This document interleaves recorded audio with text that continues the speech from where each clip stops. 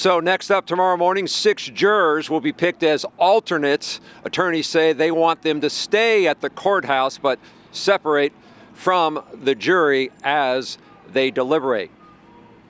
The Rittenhouse trial will soon be in the hands of the jury.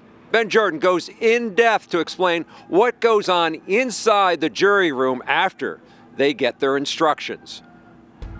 Deliberations take place in a private room inside the courthouse.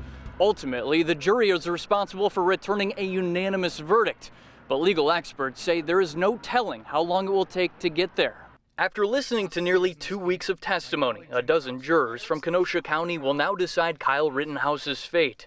Christina Marinakis says once the jurors enter deliberations, they often start with an initial vote to see where everyone stands. That's very common. Well, they'll say, let's get a temperature idea of where everybody is before we start discussing the case, because we may all agree, and there's no need to discuss things very thoroughly. Christina has been a jury consultant for more than a decade. She assisted the prosecution with the jury selection in Derek Chauvin's murder trial. The former Minneapolis police officer was found guilty of killing George Floyd while on duty. One of the jurors in that case said they all agreed as soon as they got in the room on a guilty verdict, but they still took the time to go through and look at the evidence and to be sure that was the right result. One of the first items on the agenda for the jury is selecting a foreperson.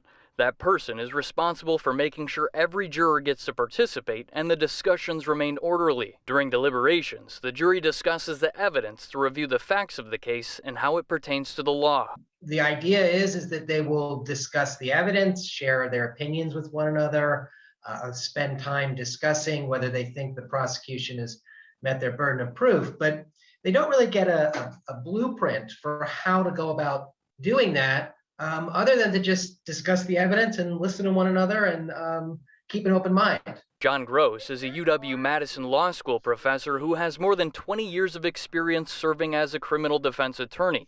John expects jurors to spend a great deal of time sifting through video evidence. The jury's going to be able to look at that video as much as they would like in their jury room and figure out what they think you can see and hear, and then conclude from all of that video evidence. Given the complexities of this case, John says there's no telling whether the jury will reach a verdict in hours, days, or weeks. There's also the possibility they don't agree on one or more of the 5 counts. They're unable to agree on a count. That's a mistrial. And then the prosecution has the option of retrying the defendant on those specific charges that the jury could not reach an agreement on. Given that Rittenhouse faces several counts and various lesser charges, John says it is possible the jury could agree to convict on some charges and acquit on others.